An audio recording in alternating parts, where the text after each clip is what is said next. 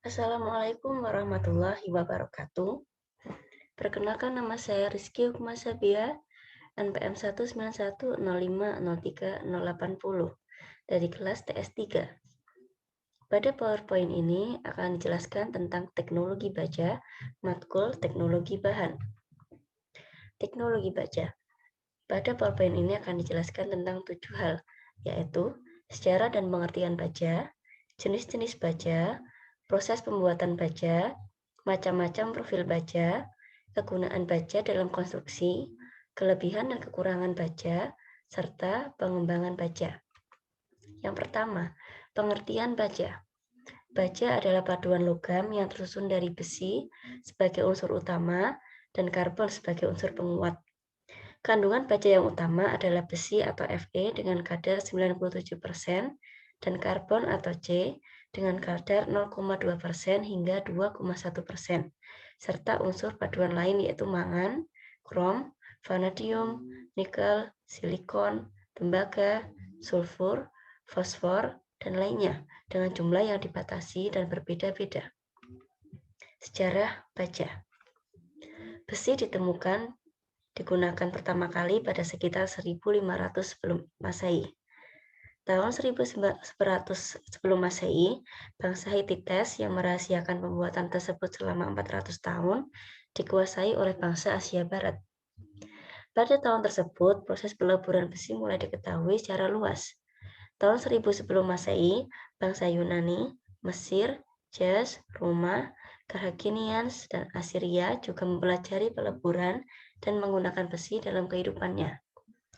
Tahun 800 sebelum Masehi, India berhasil membuat besi setelah diinvasi oleh bangsa Arya. Tahun 700 sampai 600 sebelum Masehi, Cina belajar membuat besi. Tahun 400 sampai 500 sebelum Masehi, baja sudah ditemukan penggunaannya di Eropa. Tahun 200 sebelum Masehi, bangsa India menemukan cara membuat baja. Tahun 1000 Masehi, baja dengan campuran unsur lain ditemukan pertama kali pada 1000 Masehi pada Kekaisaran Fatim yang disebut dengan baja Damaskus. 1300 Masehi, rahasia pembuatan baja Damaskus hilang. Dan 1700 Masehi, baja kembali diteliti penggunaan dan pembuatannya di Eropa. Jenis-jenis baja.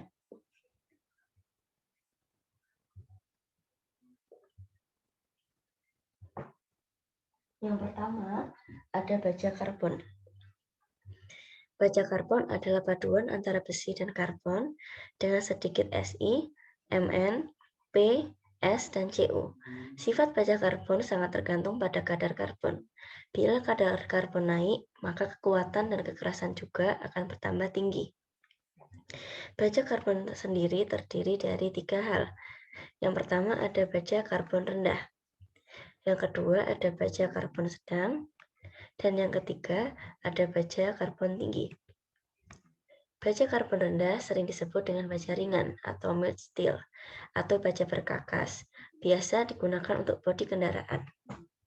Baja karbon sedang mempunyai kekuatan yang lebih dari baja karbon rendah dan mempunyai kualitas perlakuan panas yang tinggi.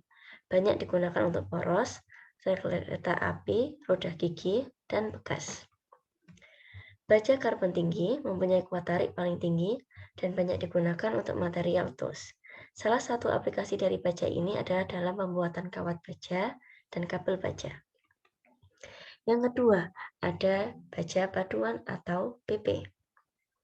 Baja paduan adalah suatu baja yang dicampur dengan satu atau lebih unsur campuran seperti nikel, mangan, yang berguna untuk memperoleh sifat-sifat baja yang dikehendaki seperti kekuatan, kekerasan, dan keulatannya. Baja paduan sendiri terdiri dari 3 hal.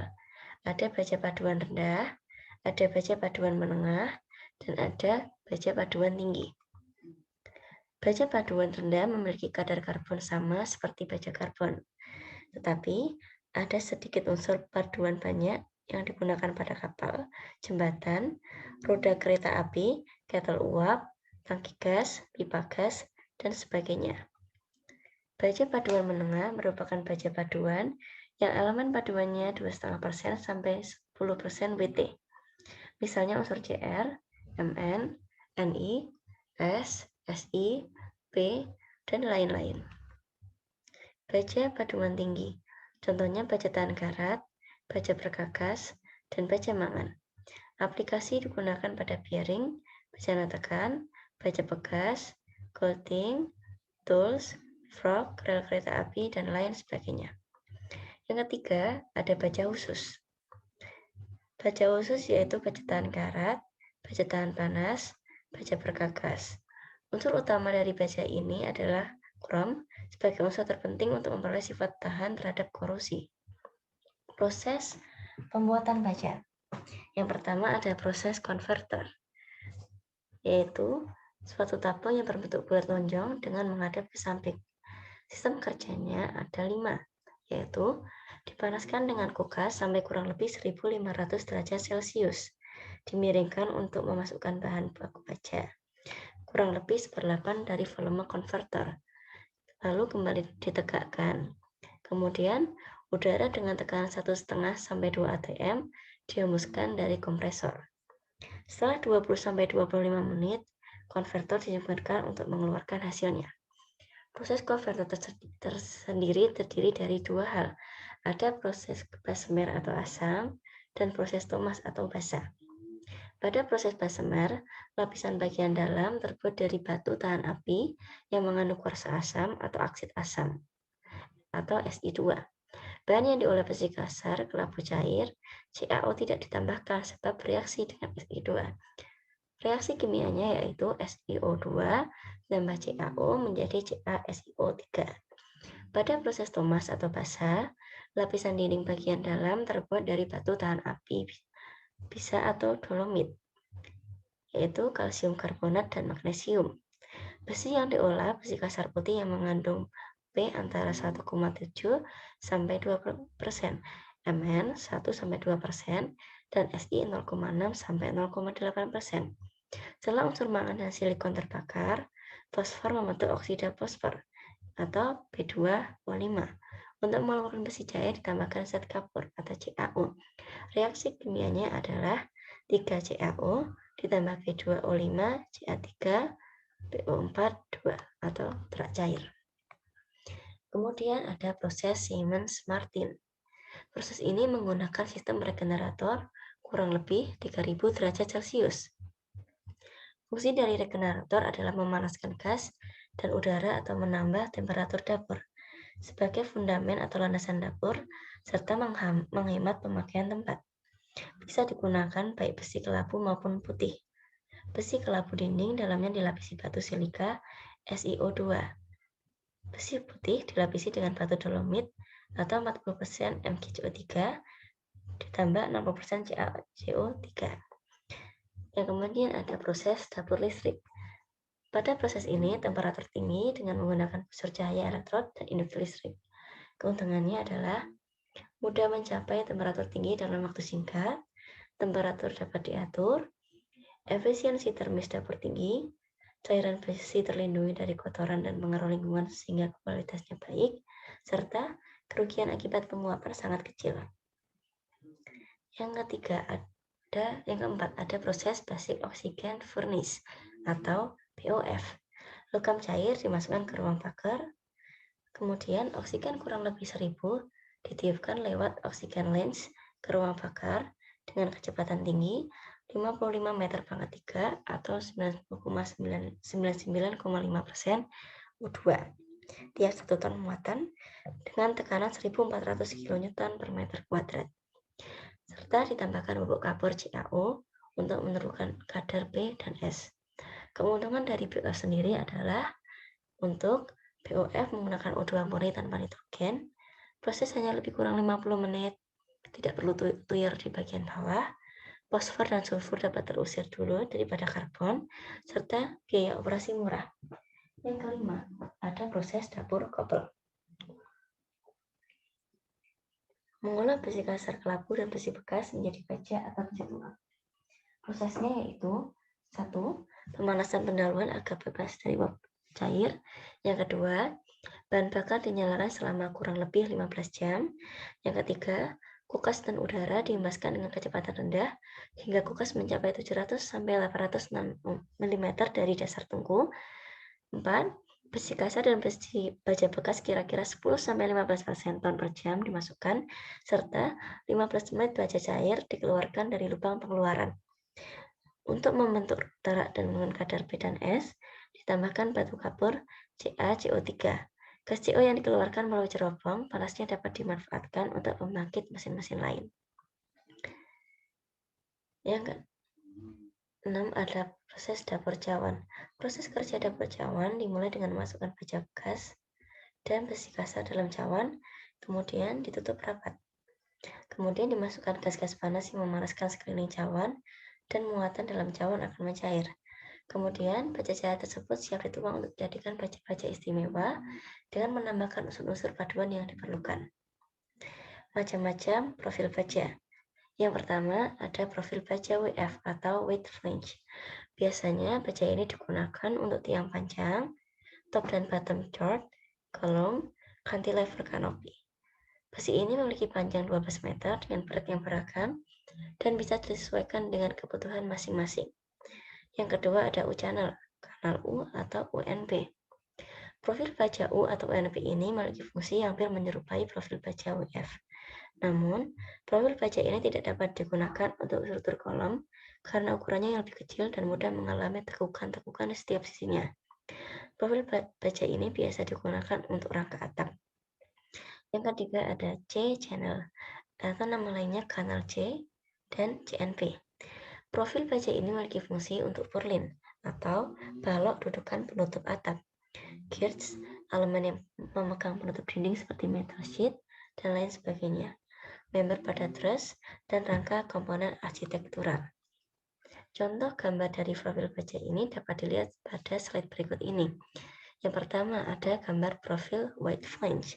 Yang kedua ada profil baja UNP, serta yang ketiga ada gambar profil baja CNP. Yang keempat ada RHS atau Rectangular Hollow Section atau Cold Hollow persegi. Profil baja ini memiliki fungsi untuk komponen-komponen rangka arsitektural, ceiling, partisi gipsum, dan lain sebagainya. Rangka dan support ornamen non-struktural. Yang kelima ada SHS, Square Hollow Section, Cold Format atau hollow kotak. Fungsi dan penggunaan istilah dari profil baja ini sama dengan RHS, Rectangular Hollow Section. Yang keenam ada steel pipe atau pipa baja. Pipa baja adalah sejenis pipa yang berbahan dasar baja.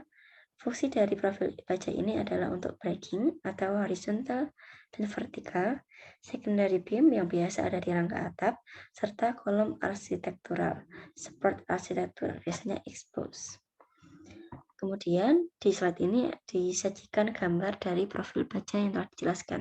Yang pertama ada profil baja persegi, yang kedua ada profil baja kotak, kemudian yang keenam ada profil baja steel pipe atau pipa baja. Kemudian ada pemakaian baja dalam konstruksi. Baja sendiri adalah salah satu bahan bangunan yang paling banyak digunakan dalam konstruksi saat ini. Hal ini terutama karena material ini cukup fleksibel, tahan lama, dan harganya terjangkau. Hampir setiap proyek selalu membutuhkan adanya ketersediaan baja, mulai dari konstruksi rumah, jalan, jembatan, dan gedung bertingkat memakai baja untuk berbagai kegunaan. Material baja digunakan untuk berbagai proyek yang berbeda. Contohnya adalah pembangunan jalan dan rel, infrastruktur bangunan seperti jembatan, konstruksi arsitektur modern, gedung pencakar langit dan bandara, hingga rumah dan taman perumahan. Bahkan bangunan yang dibangun menggunakan bahan lain seperti beton, sering diperkuat dengan balok baja. Kelebihan dan kekurangan baja. Kelebihan baja ada kuat tarik tinggi, tidak dimakan rayap, hampir tidak memiliki perbedaan nilai muat dan susut, bisa didaur ulang, harganya lebih murah dibanding stainless steel, baja lebih lentur dan lebih ringan dibanding beton, serta baja lebih kuat dibanding aluminium. Kekurangan dari baja sendiri ada 5. Di antaranya bisa berkarat, lemah terhadap gaya tekan, tidak fleksibel seperti kayu yang dapat dipotong dan dibentuk berbagai profil, tidak kokoh, serta tidak tahan api. Pengembangan dari baja sendiri adalah industri baja merupakan industri yang sangat strategis untuk pembangunan suatu negara, karena baja masih merupakan bahan tak tergantikan untuk membangun sektor infrastruktur, industri, transportasi, dan bahkan sektor pertahanan dan keamanan. Untuk Indonesia yang memiliki wilayah terbentang luas dan jumlah penduduk mendekati 250 juta jiwa, kebutuhan bajanya akan terus meningkat menuju angka 20 juta ton per tahun. Pengembangan industri baja Indonesia masih terkendala oleh keterbatasan bahan baku dan energi. Dalam hal bahan baku, Indonesia tidak memiliki biji besi kadar tinggi dalam jumlah yang memadai. Keterbatasan biji besi ini tampaknya akan bisa teratasi dengan pemanfaatan biji besi atau nikel laterite. Dalam hal energi, keberadaan endapan kulkas di Kalimantan Tengah mungkin akan menjadi solusi. Endapan biji besi atau nikel laterite merupakan lapisan atas dari biji nikel laterite. Lapisan ini mengandung besi yang lebih tinggi dan nikel yang lebih rendah. Sedangkan biji jenis ini jauh lebih banyak dari biji nikel kadar tinggi dan diperkirakan mencapai miliaran ton. Jika biji ini bisa dimanfaatkan, maka kembali industri baja Indonesia akan bisa diwujudkan. Sekian dari penjelasan dari teknologi baja yang saya paparkan. Terima kasih. Assalamualaikum warahmatullahi wabarakatuh.